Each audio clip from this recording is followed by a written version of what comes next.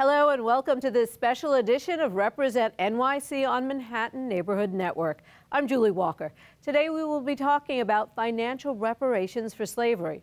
How do we as a country, a state, or even a city make amends for the enslavement of the approximately 4 million Africans and their descendants, men and women who were enslaved in the United States and the colonies that became the United States? The first question we have to ask is, can the legacy of slavery be untangled from its economic impact on America? The fact is, African slaves unwillingly played a major role in building the infrastructures of the United States. Slaves were a free labor force that was the cornerstone of a flourishing economy, a free labor force that here in New York literally built Wall Street and expanded Lower Manhattan. Can our nation or our city make amends for the exploitation or the lynching? Can it undo the cumulative effects of the Jim Crow laws, redlining, and injustices experienced by African Americans during slavery and after it officially ended? If the United States owes a financial debt to the modern-day descendants of slaves, then the solution, some say, is reparations.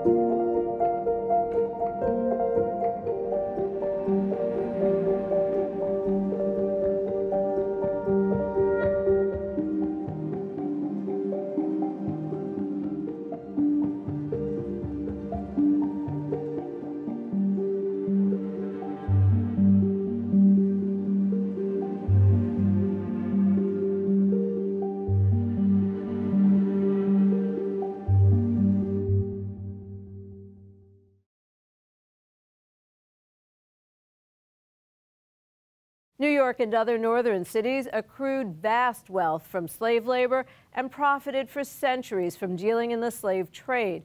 According to historians, the first 11 enslaved people were owned by the Dutch West Indian Company for the purpose of building up New Amsterdam, or as we call it now, New York City. New York City was a major hub of the African slave trade. The first slave auction was held in Lower Manhattan in 1655, and an official slave market opened in 1711 by the East River on Wall Street between Pearl and Water Streets. Africans who passed through the Wall Street slave market contributed to the prosperity of some very famous companies that are still around today. Between 1732 and 1754, black slaves accounted for more than 35% of the total immigration through the port of New York. Slaves made up about 25% of the population. Earlier this month, I spoke to Dr. Ron Daniels with the National African American Reparations Commission and Linda Day, professor of Africana Studies at Brooklyn College, about the fight for reparations in New York. Professor Day, can you please provide us with a brief history of slavery in New York for those who may not know? So the enslaved population really grew after 1626, when the colonists, the New Amsterdam Dutch West India Company, decided that they needed to bring Africans into New York, what became New York, for the purposes of labor and doing some of the heavy work of building the colony. So the New York City slave market really grew after the British took over in the 1700s. And the population of enslaved people in New York was 20% or more at various times.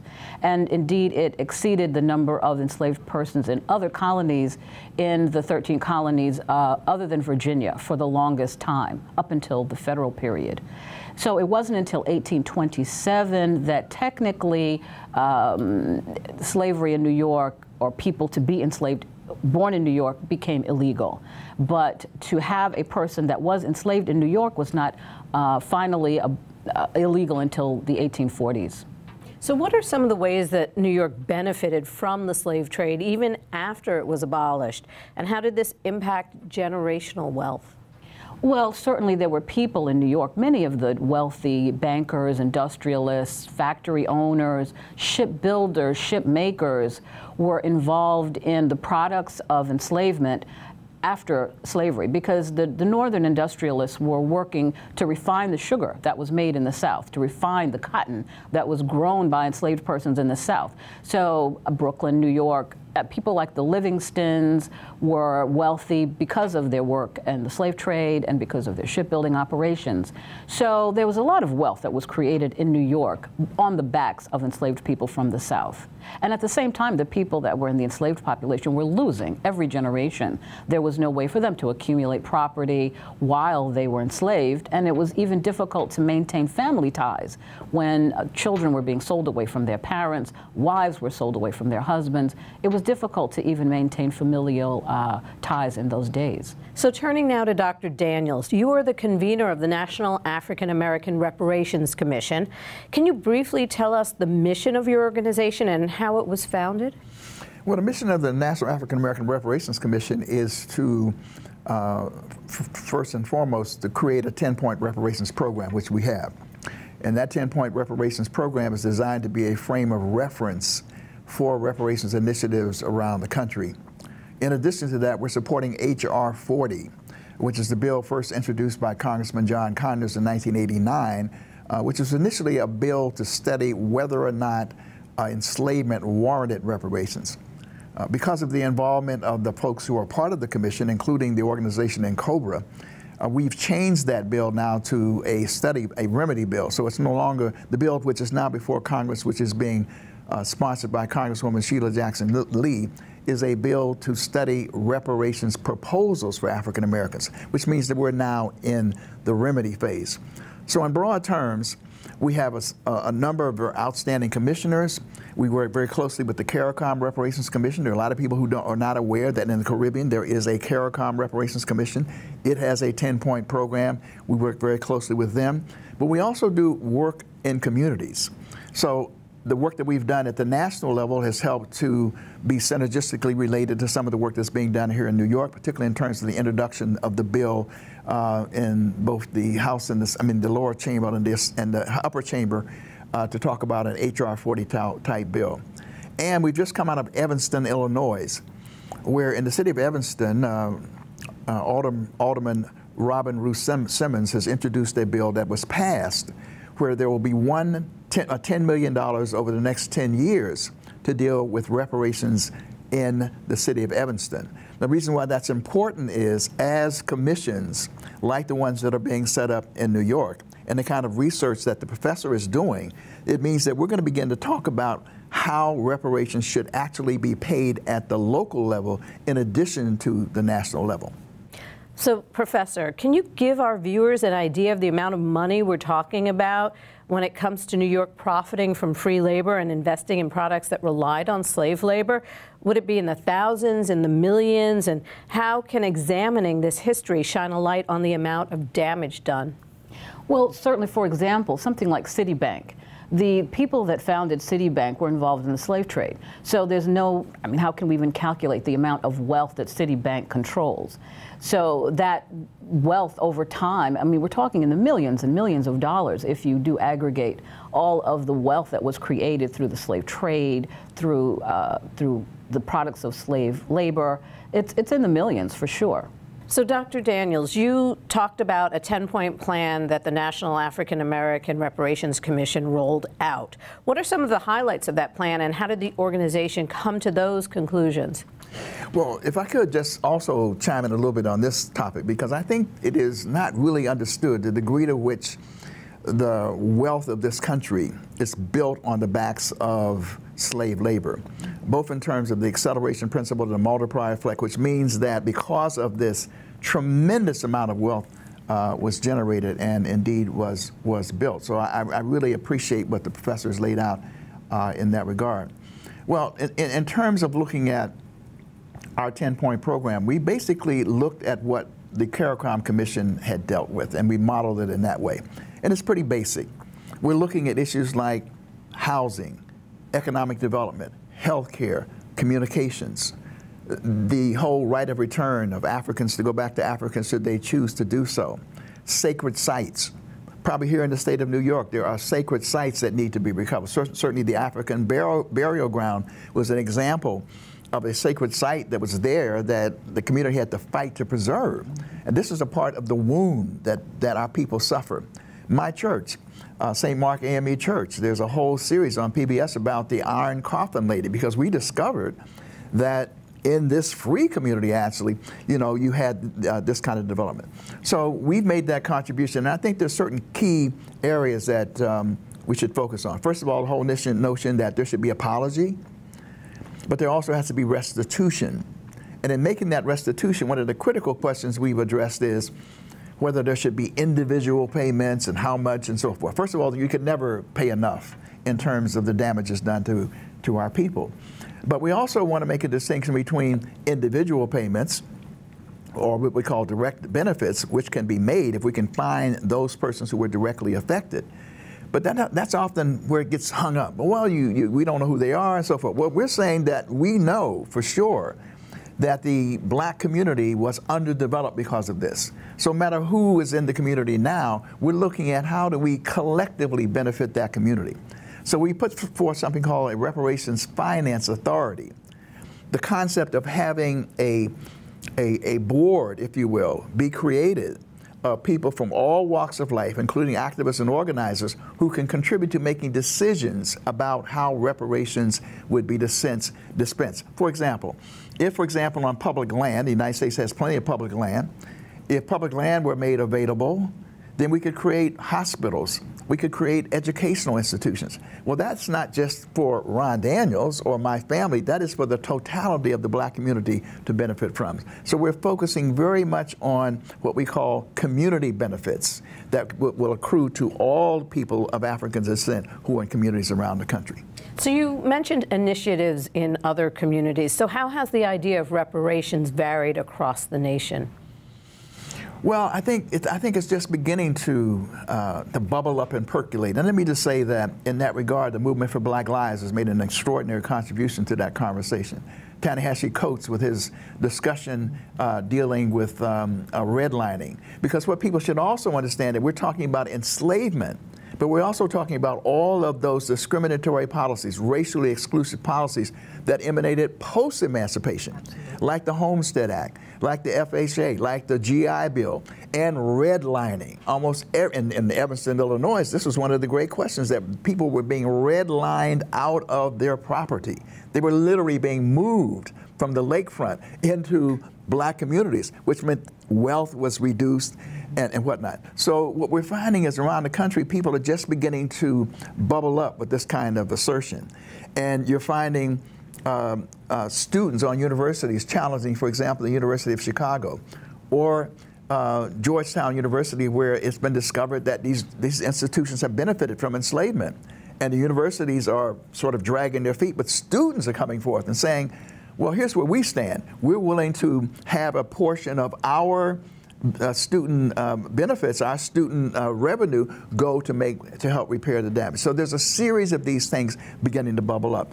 Where the commission comes in is we are working to make sure that reparations is reparations. It's not just ordinary public policy. And what do we mean by that? First of all, the party that inflicts the harm cannot define the remedy. Fundamental principle. Secondly, there must be remedies in which the people themselves are independently in control of the dispensation and allocation of those resources. So what we're doing is making sure that everything is not just called reparations. We want to make sure that reparations has a certain definition, a set of criteria, which are long-standing in terms of the history of the struggle for reparations, and is codified by the guidance of international law. Professor Day, what are some examples of institutional racism, like within housing, banking, and schooling, that occurred since slavery created disparities for African Americans? Well, Brother Daniels mentioned redlining in Evanston. We had redlining right here in Brooklyn and all through New York and on Long Island. So redlining, housing covenants, for example, in Levittown, which had covenants which barred the sale of those properties to non-Caucasians. And that was in the 40s and the 50s and up until the 60s, until various legislations made that kind of racial covenant illegal. So not to mention school segregation that came because of residential segregation, and there have been fights over that. Certainly Malvern on Long Island was the first in New York State to be under a mandate to desegregate their schools, and it caused a great deal of tension in the community. And indeed, the black school, which could potentially have been improved with more funding, was simply closed. And those black students, those children had to walk for miles to the newly integrated white elementary schools in the farthest reaches of their community. So there have been many examples of that kind of thing all through New York. The GI Bill, as Brother Daniels mentioned, was highly discriminatory against who would get loans and under what circumstances. So once people are already impoverished and don't have a lot of wealth, they are then also discriminated against in terms of their ability to accumulate or to borrow more wealth.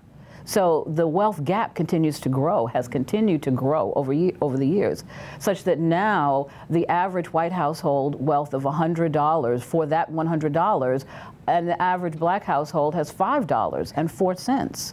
So the wealth disparity is great, longstanding, and continues. So, Dr. Daniels, why are reparations so important in this day and age? Well, it's not just this day and age, it's long overdue in this day and age. Justice. And what we find, however, is important is the surging interest, the surging coming together of so many institutions. And so that damage has to be repaired. And I want to stress again something the professor talked about in that regard as well.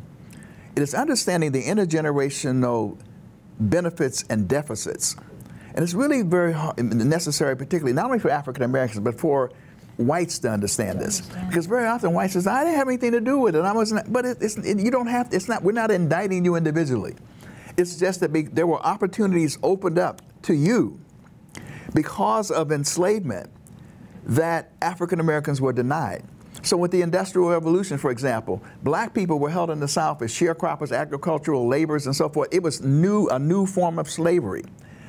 We could have been brought to the North, and even though that was difficult, because within the context of class, those who were in charge ruthlessly exploited white labor as well.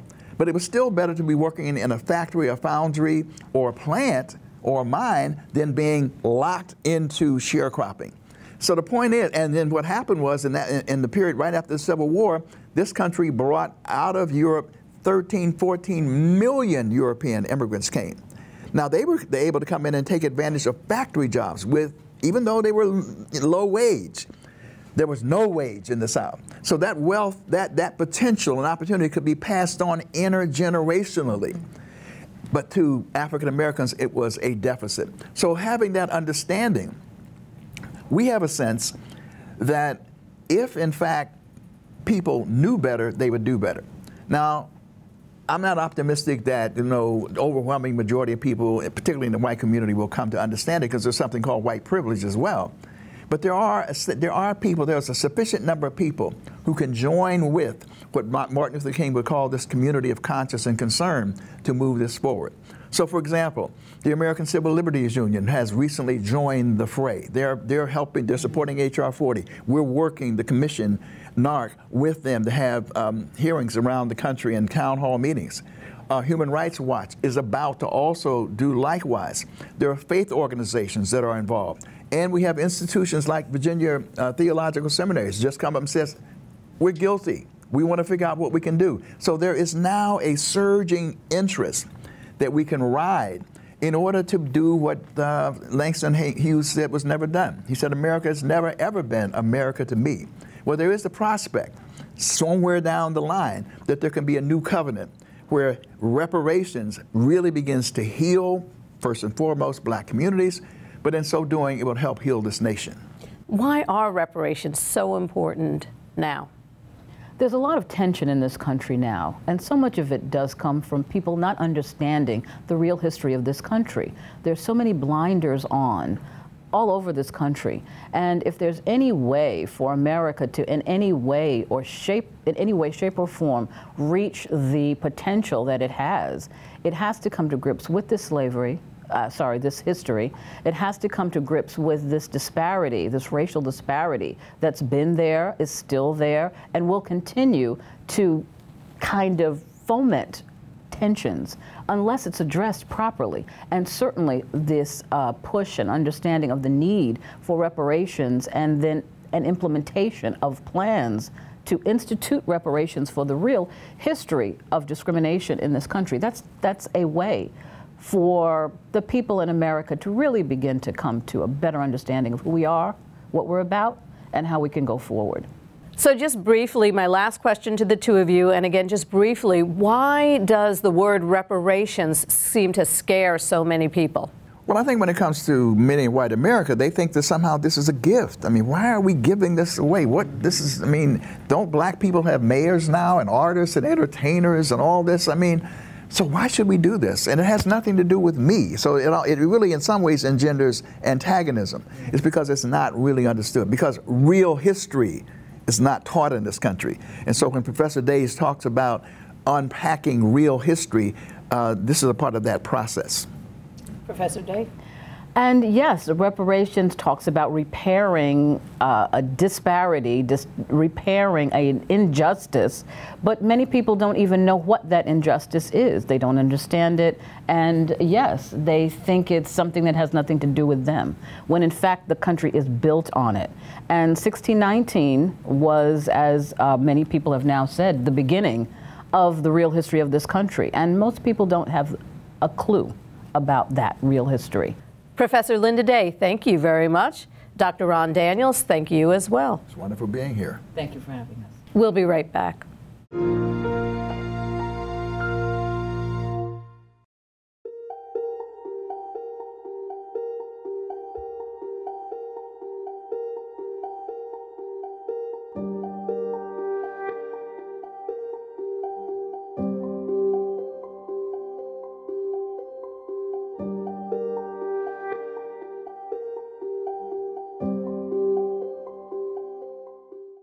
Welcome back.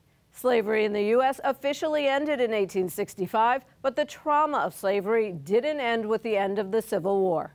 After the war, selected slaves were promised reparations in the form of land and mules to farm. 40 acres and a mule. It was called Field Order Number 15, and it set aside confiscated Confederate land for freed slaves. After President Abraham Lincoln was assassinated, the new president, Andrew Johnson, reversed this order, giving the land back to its former Confederate owners. We spoke with Professor Jessica Gordon Nemhard about the long history and the cry for reparations.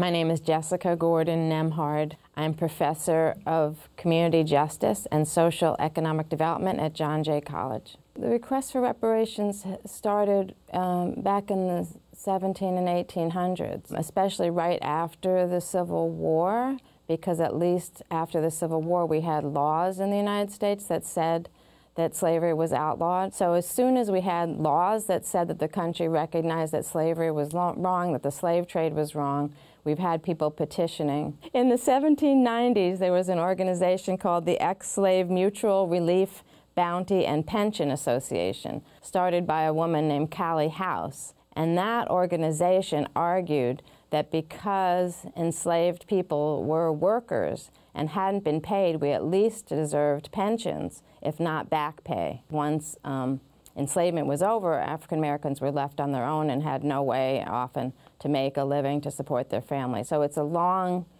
movement that's been responsive to all the different levels of enslavement and oppression and economic injustice that African Americans have suffered here on U.S. soil. New York State was a slave state and didn't abolish slavery until 1799.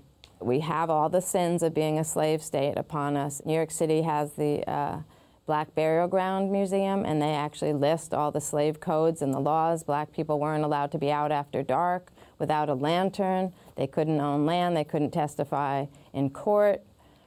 They couldn't congregate more than 3 people at a time, so they couldn't even go to a funeral. So New York State is complicit on the slavery side, even though we ended slavery earlier than the federal government did. We were actually the last northern state to end slavery. Any of us today who have inherited any kind of wealth, most of that wealth was on the backs of either enslavement, unpaid labor, or benefiting from the slave trade. Even today, because not just of the past, but the cumulative benefits to one group and the cumulative disadvantages to another group,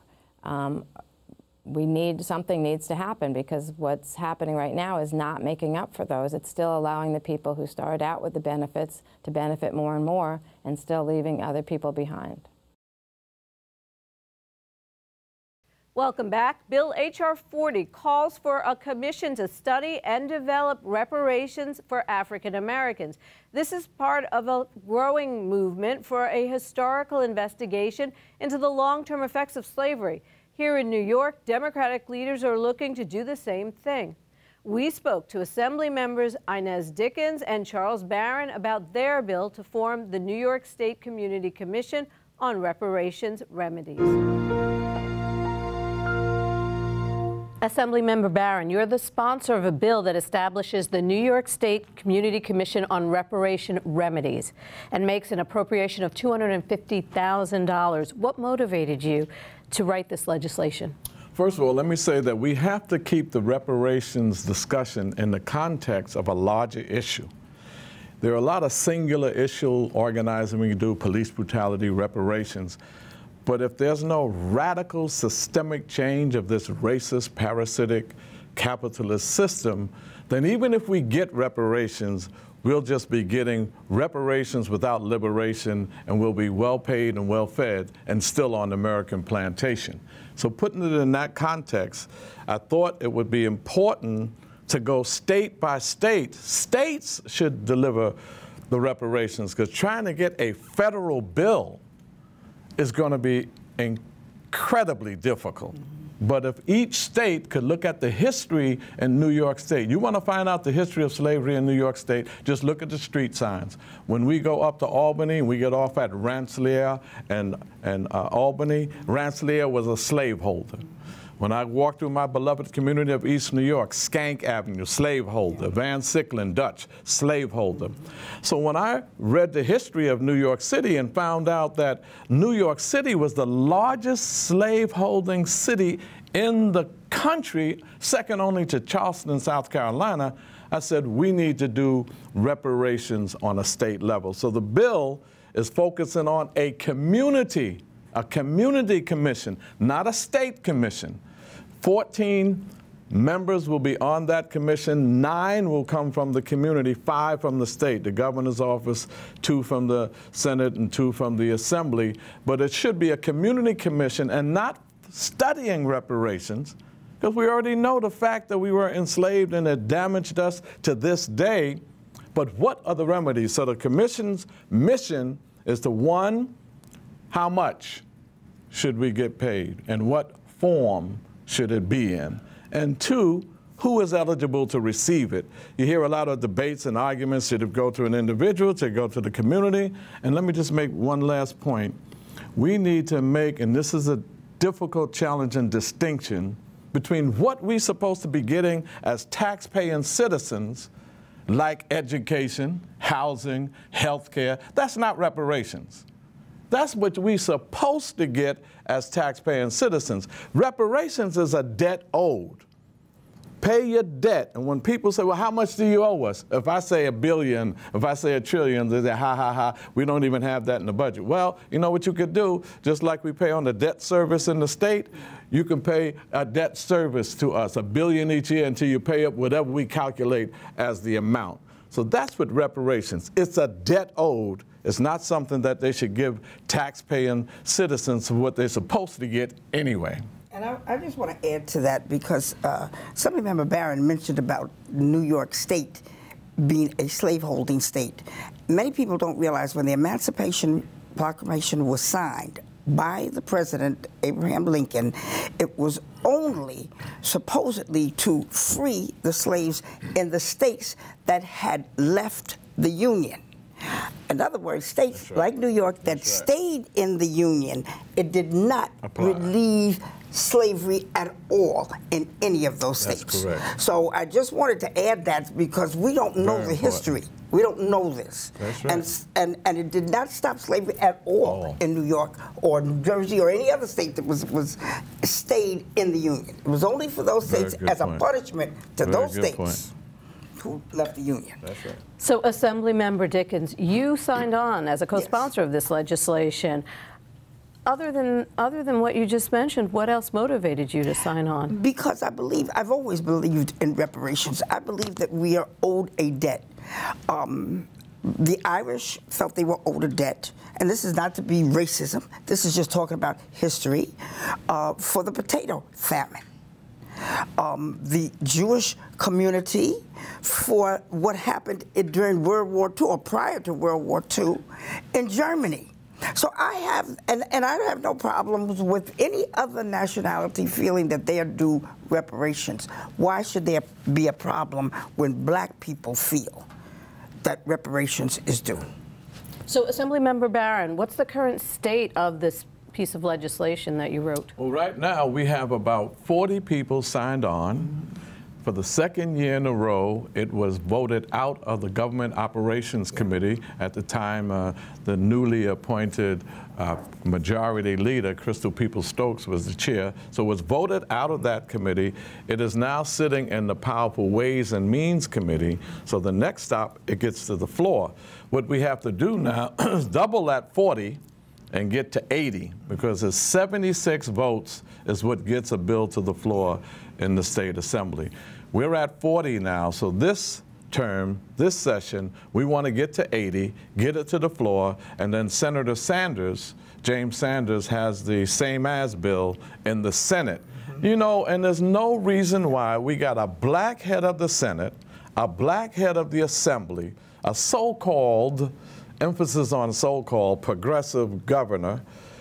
Why don't we have this reparations bill in New York City? And the bill is saying the commission will recommend the remedies to the State Assembly.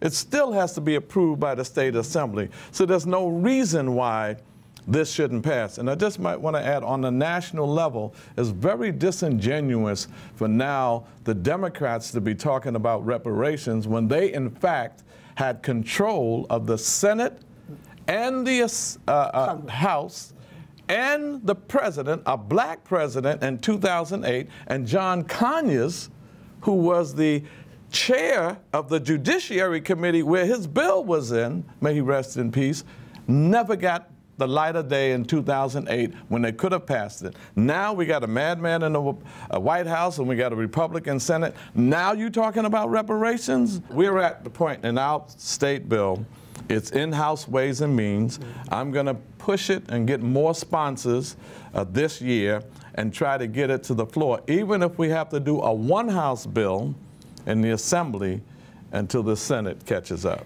Do you know that we have a $177 billion state budget, a $92 to $93 billion city budget? How do you have a state with $260 billion have some fiscal problems? And then the Jewish community was able to get out of the city council money for Holocaust survivors, and New York State had nothing to do with the Holocaust, but they got money out of the city council and they get it every year. So don't talk to me about no fiscal problem. And even on the national level, you got $773 billion for the military, but you don't have, every time we want something, how you gonna pay for it?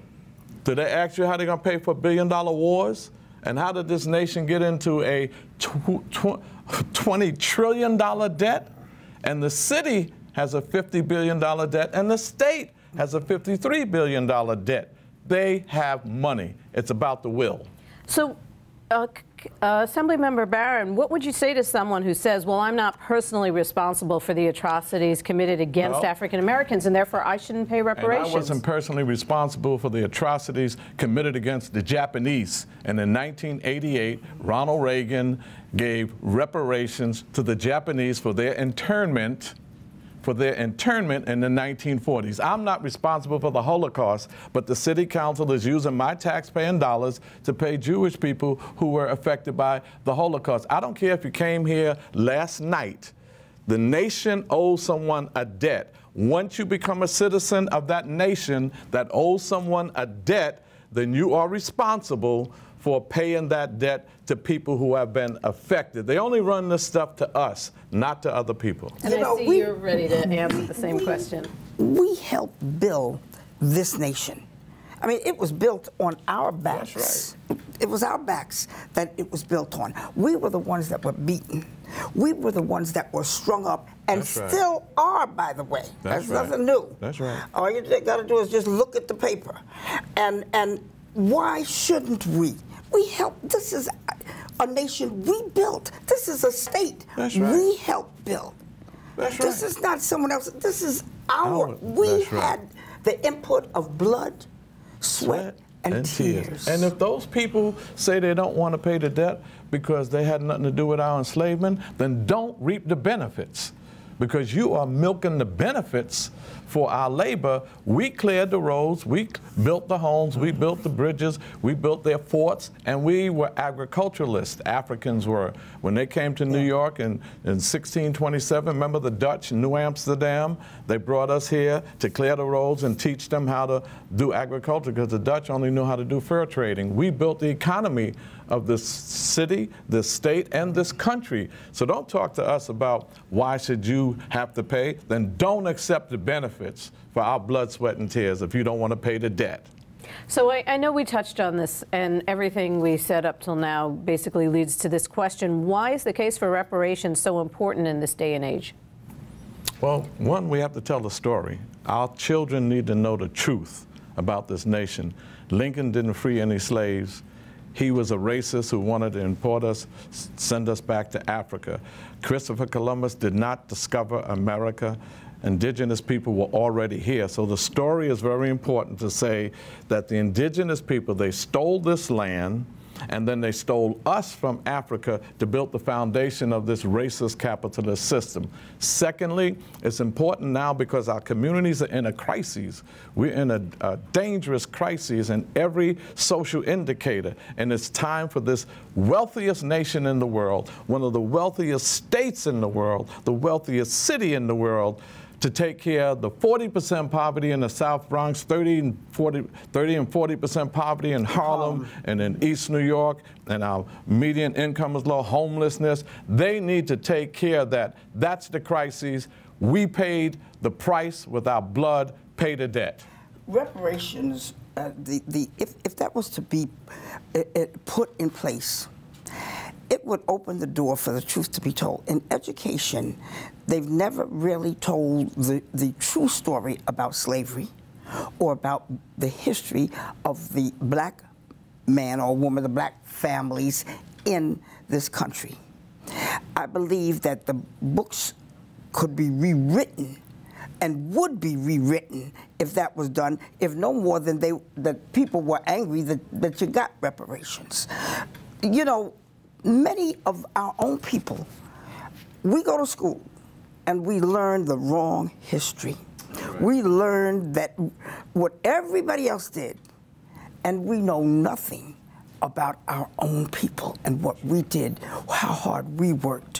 Whether we're talking about Crispus Attucks, who took over a boat or ship in the harbor, whether we're talking about Jane Doe, who was beaten and worked in the fields, it would tell the true story, or the beginning, I should say, of the true story of the black family in this country. Right.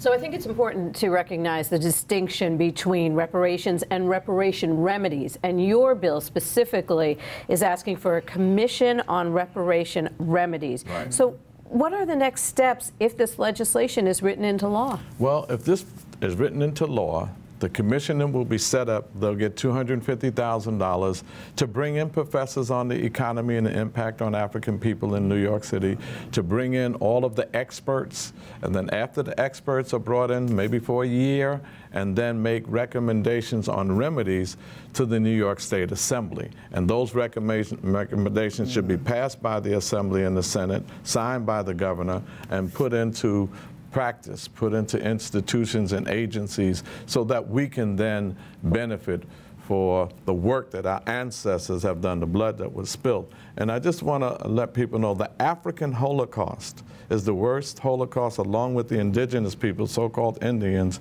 known to humanity. We lost millions on the Middle Passage. We lost millions on the plantation experience, and we're losing millions now to police brutality, to poverty, to homelessness, to crime. So the greatest crime against humanity is to have us build this nation and then treat us less than animals, less than human beings should be treated. The 13th Amendment said slavery shall be abolished except as a punishment for crime, thus the prison industrial complex. So Assemblymember Dickens, what is the biggest obstacle to this legislation that you are co-sponsoring? Our own minds. That's the biggest obstacle. Our own thinking.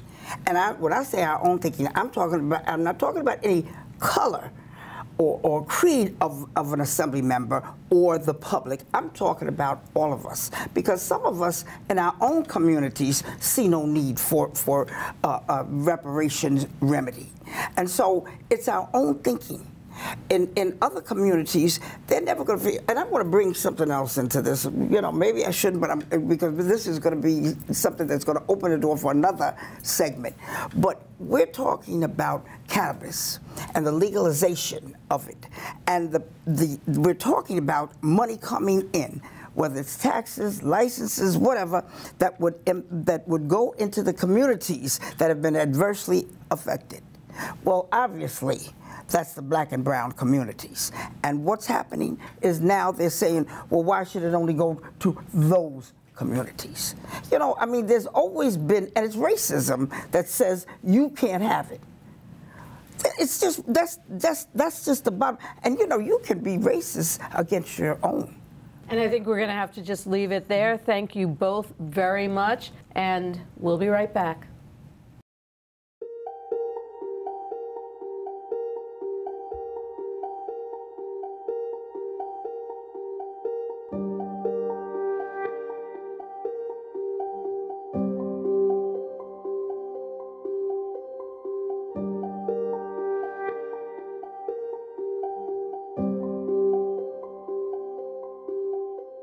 Welcome back. It's been more than 400 years since the first Africans were kidnapped and imported to this new world.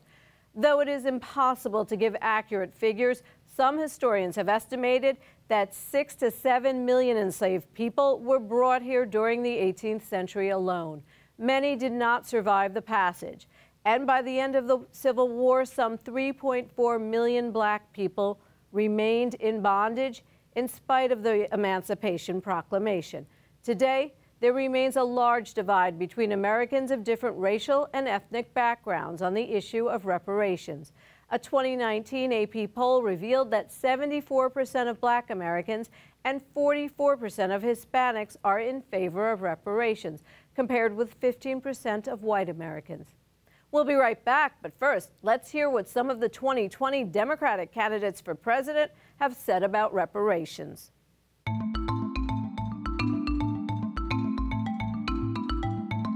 I believe we have to invest in those communities that have been so hurt by racism. It doesn't have to be a direct pay for each person, but what we can do is invest in those communities, acknowledge what's happened. I would do my best to change the banking system to make sure that we end racism, that we pay attention to distressed communities, that people get the loans they need to make the investments they need. What about straight cash payouts? No. Remember, we're not talking about a gift to anybody. We're talking about mending what was broken.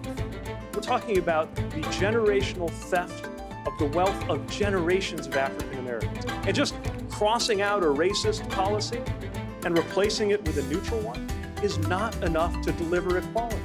Harms compound, just like a dollar saved in its value compounds over time. So does the value of a dollar stolen. And that is why the United States must act immediately with investments in minority-owned businesses, with investments in health equity, with investments in HBCUs, and on the longer term, look at reparations so that we can mend what has been broken. I believe it's time to start the national, full-blown conversation about reparations in this country. And that means I support the bill in the House to appoint a congressional panel of experts, of people who are studying this, who talk about different ways we may be able to do it, and to make a report back to Congress so that we can, as a nation, do what's right and begin to heal. In the mid-1930s, to lift America out of the Great Depression, the New Deal created huge economic programs sponsored by the federal government. These are the policies that eventually built what we now know as the middle class. We spoke with Professor Alan Singer of Hofstra University about the economic imbalances and the resulting call for reparations. The more I studied the history of the United States, the more I came to realize that slavery and racism are at the core of American history. Slavery in the city of New York, it's not plantation slavery, but it's also can be very onerous. Not only did enslaved Africans build the infrastructure of the city, they actually changed the physical shape of Manhattan Island, expanding it east with landfill. They're clearing forests, they're building the roads, they're dredging the harbor, they're building the docks.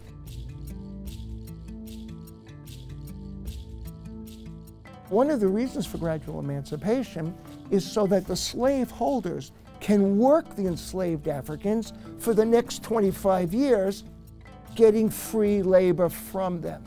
Essentially, gradual emancipation was a way of compensating slaveholders for the loss of their enslaved African property. However, enslaved Africans in New York were never compensated for hundreds of years of unpaid labor. A lot of the wealth that makes possible the growth and development of New York City in the 19th century is because of its complicity with slavery.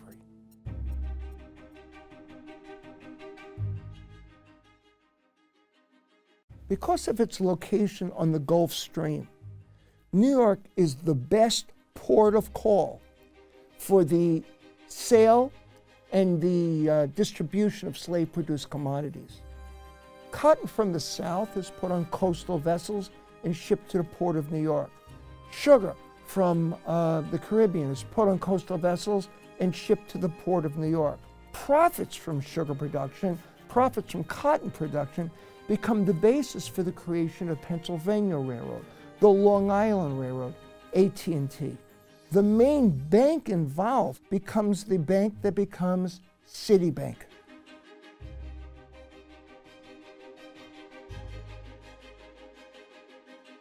While slavery ends, the racism of slavery continues.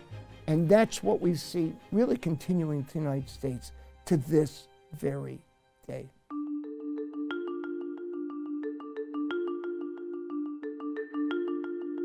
During the New Deal, programs are created to help working people who have been badly injured by the Great Depression.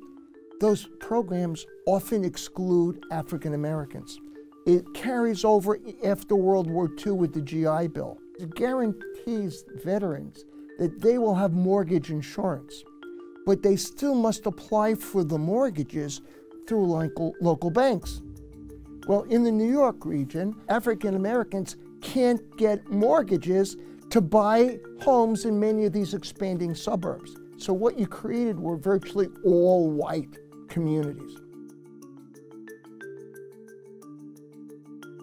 In Manhattan, there is a program called Urban Renewal in the 50s and 60s, and it's a federal program. The African-American author James Baldwin, he's cynically called Urban Renewal Negro removal. And unfortunately, it continues to today.